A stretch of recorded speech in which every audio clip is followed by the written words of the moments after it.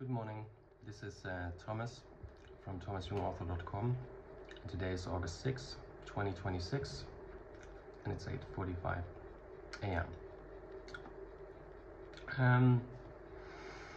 Today I would like to talk to you about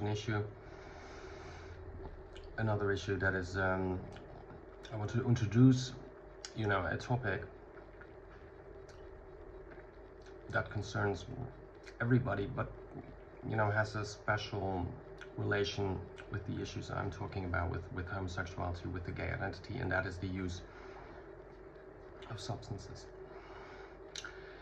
But before I do that, I will talk to you about, yesterday I promised you I would link this video from that podcast, Gay Over, where that presenter was talking about,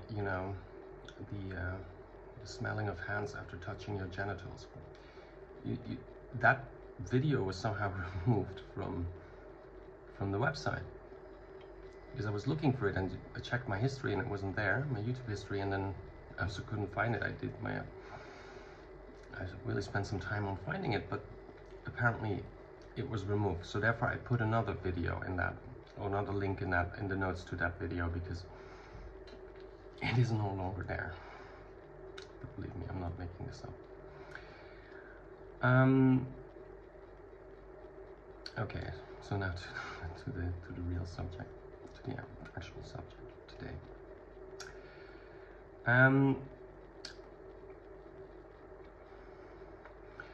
So the use of drugs, of substances, has been was always within the sort of, amongst gay people, was always was always very relaxed. So a lot of gay people traditionally use substances. Now many more people do, but traditionally that has been part of that culture. But of course, a lot of people, or a substantial amount of people, run into problems with using substances, because they cannot take them anymore. That they were never able to take them, and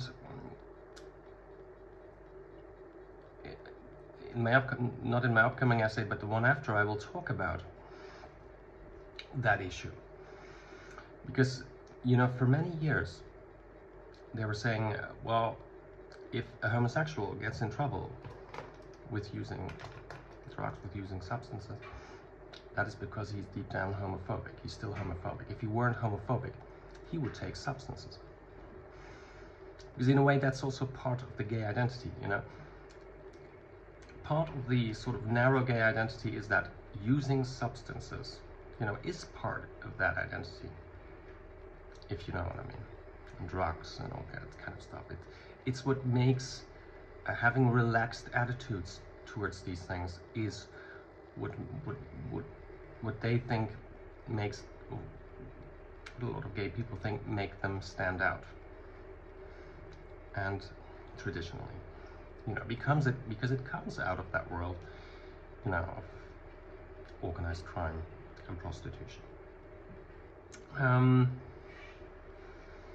over the years, especially in the past 10 years, I've seen a lot of drug treatment centers from the inside.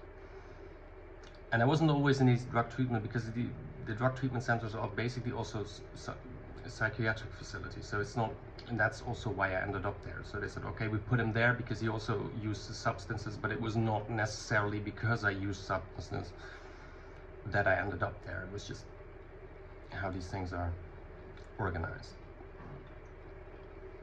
And so I also know how how these substance abuse issues are treated within those centers.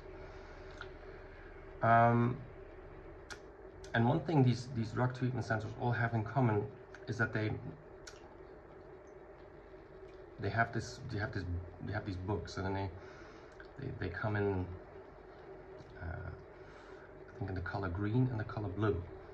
And it's called, I think, cognitive behavioral therapy using substances, or something to that effect. And they teach the things that is in that little book to all people who have substance abuse issues.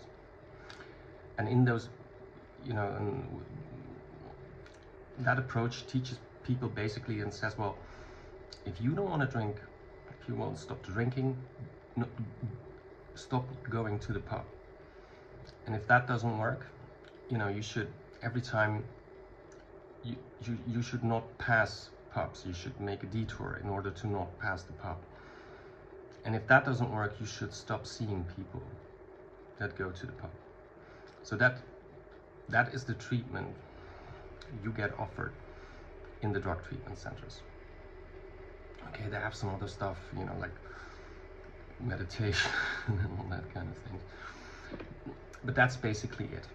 And now you can say, and I think that is true, treatment of these things do not help. So you can say you can, the only thing you can basically do if someone has substance abuse issues, you can put it on, you can give him a detox and, I don't know, talk to him a bit, and that was it. I mean, treatment does not really work. So at some point, I ended up, when I was living, in that city 150 miles away from here, I ended up in these self-help groups. There were like gay men who had substance abuse issues. And what I liked about these groups was that I really liked the people in there, and I could also relate to the people in there. But I also sensed that there was something, I don't know, now I can tell what was wrong, but at the time I didn't. But there were some really suspicious things going on in those groups. But before I talk about that, I remember one time I was sitting in a group, and then the gay pride parade was about to happen in the summer. And then they brought in a topic, and they said, well, yeah, what are we going to do? We cannot use substances, so how can we go, or alcohol, so how can we, how can we attend the pride parade without these things? And then I said, listen, when it was my turn to speak, I said, listen, I never go to gay pride, I hate it. You see, you don't have to go to gay pride, it is not mandatory. And you should have seen the looks on those guys' faces. They couldn't believe someone would even dare to say such a thing. But what I noticed about these groups was that, one of the things was there was already sort of a hierarchy in place within those groups. So you had, the more enlightened people and the less enlightened people, and the more enlightened people were there to instruct the less enlightened people. But also there were people who displayed behaviors that I now encounter here. When I go, last time I went to the HIV doctor, people were literally running away from me. People I know, people who I've been to their house. And people already then, which is now, what is it? 6, 7, 8 years ago? No longer. Were displaying the same kind of behaviors, and back then I was thinking, why aren't they doing that? Why are they running away from me? What is this about? But you see, now I realize, you see, these people are somehow linked to the Piggy network. You see, they were probably in the Piggy network and got in trouble with substances, and then set up these groups, these self-help groups. Because as I told you, what the Piggy network is after mostly is basically information from people. That is the most important currency. It's not necessarily only violence or only they want constant information. And these self-help groups were presented as if these were safe spaces where you could talk freely, but when I think back of it, they weren't. And I could sense at the time that there was something wrong with it. There was even one guy, a French guy, whom I really liked. And then later I found out he was also part of the Piggy Network. Because, you know, a guy, an illegal immigrant from the Piggy Network, you know, tried to befriend me or befriended me, who's also linked to that psychiatrist and his husband I told you about. There was the Ghostbusters. And it was basically the illegal immigrant's job to help me get busted. And one time he managed to get me basically in a psychiatric facility. But that guy, that illegal immigrant, and arranged him, that French guy, whom I knew from the self-help group before. I stopped going there. And then he was part of the Piggy Network. And he was kind of an important person in the art world in Amsterdam. He was not a nobody or anything. But they were all, you know, doing methamphetamine. They were with the methamphetamine crowd. So they were also part of the Piggy Network. So, you know, if you mean even in the drug treatment centers, or even, I mean, there you are relatively safe. But these self-help groups are often not safe. So, you know, and thinking back of it, I was happy because I didn't talk much there. You know, because there are people that go there and then they cannot stop talking.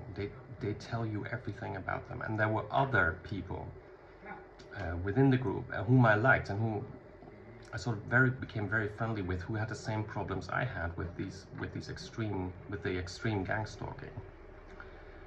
You know, so, and they were just talking and talking and talking there, and that was, I think, a bad idea, because one of the guy in particular, he's no longer alive. So yeah. So be careful, you know, what is offered to you as, you know, a way out of substance abuse, because, you know, the drug treatment centers cannot really help you with that, and also not these self-help groups. Okay, that was it for today. Thank you for listening. Bye bye.